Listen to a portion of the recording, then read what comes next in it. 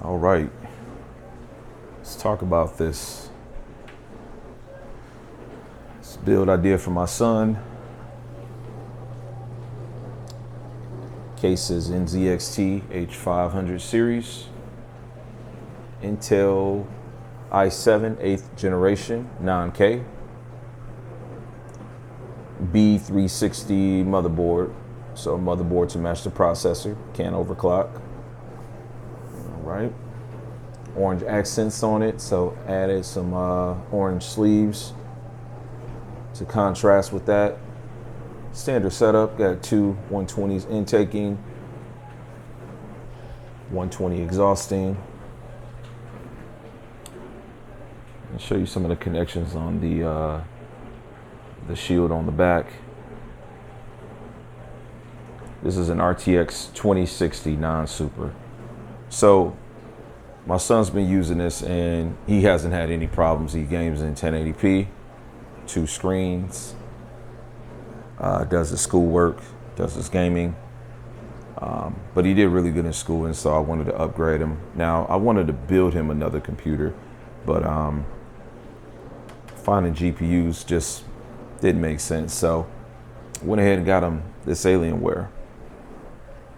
So there was some criticism to this particular brand or pre-builts. I spent a few months this year buying pre-builts as the GPU market is really bad. I had a couple of other sons of mine that I wanted to upgrade, and so I did so by buying a couple of MSI builds that were pre-built, an Asus build that was pre-built, and I was able to take those GPUs and make them work.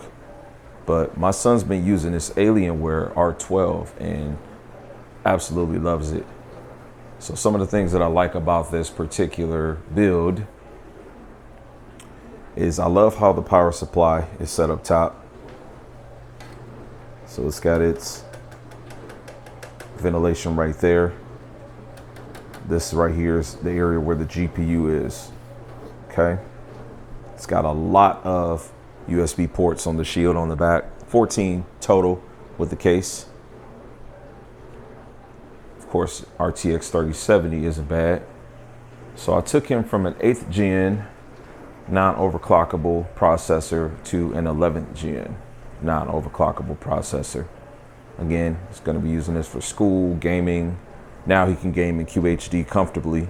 Let me say when I get him a better monitor. And it's been working really well. Now, there are some changes I will make with this. I will be adding a Corsair H60 120 millimeter radiator. I'll slap that on the processor and then I'll have that exhaust in here. Right now they've got a 120 exhaust here, and then they've got one intake fan down here.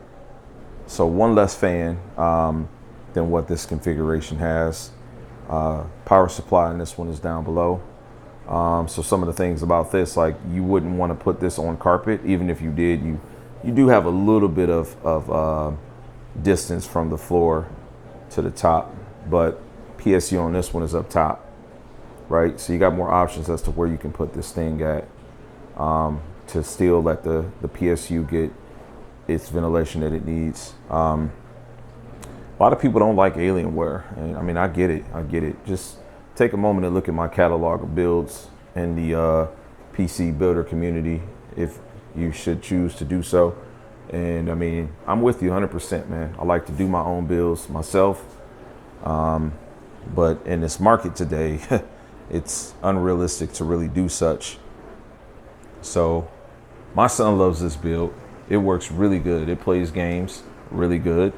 And I did purchase a warranty on this just because I don't really like dealing with manufacturers and their craftsmanship. If there's a problem, I don't want to have to deal with shipping it off and being without the system.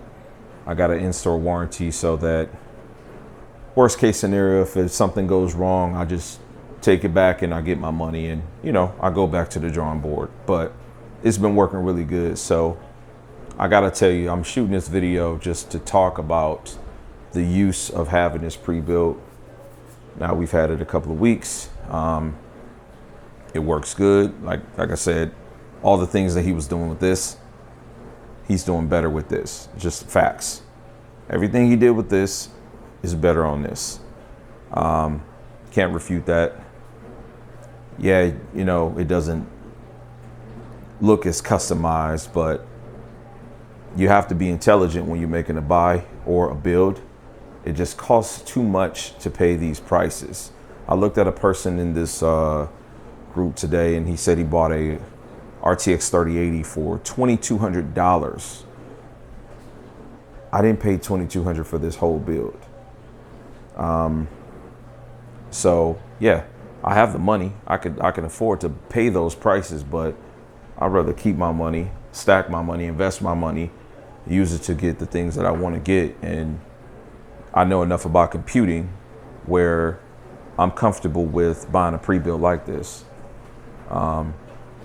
So yeah, the message here is just to make a smart investment.